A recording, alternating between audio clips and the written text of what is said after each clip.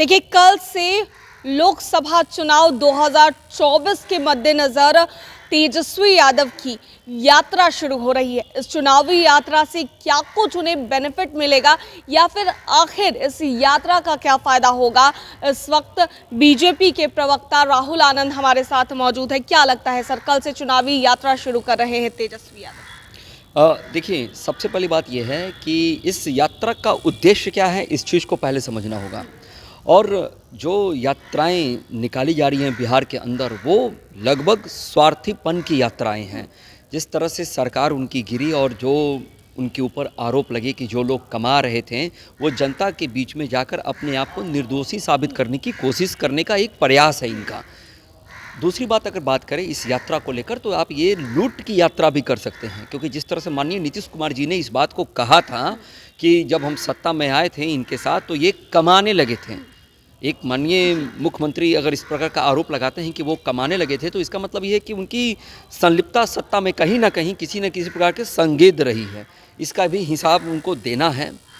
और जहाँ तक बिहार की जनता और देश की जनता है, तो देश की जनता को INDA पे कभी भरोसा नहीं था, क्योंकि उसमें से आई केवल बच गया है NDA, यानी कि नीतीश जी, ममता दीदी और आप। ये 3 लोग निकल चुके हैं।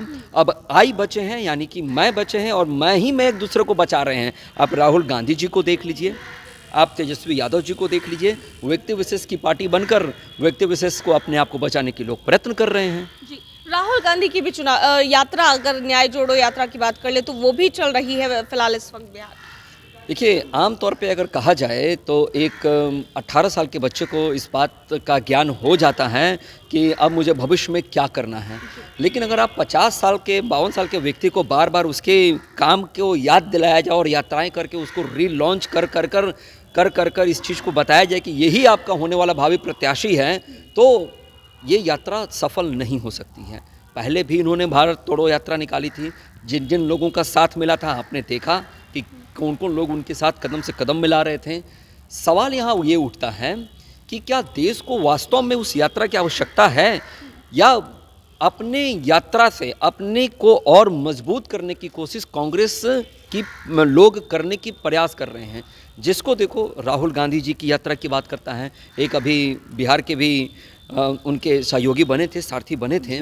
लेकिन इन दोनों युवाओं को अगर आप देखिए तो कहीं ना कहीं ये दोनों ऐसे संलिप्तता के शिकार हो चुके हैं जो जनता के बीच में जाकर अपने आप को प्रूफ करने की कोशिश करते हैं। हालांकि जनता आज की डेट में समझदार है, उनको पता है कि भविष्य में उनको किसका साथ देना है और उन देश का भला और राज्य का भला किसके अधीन है।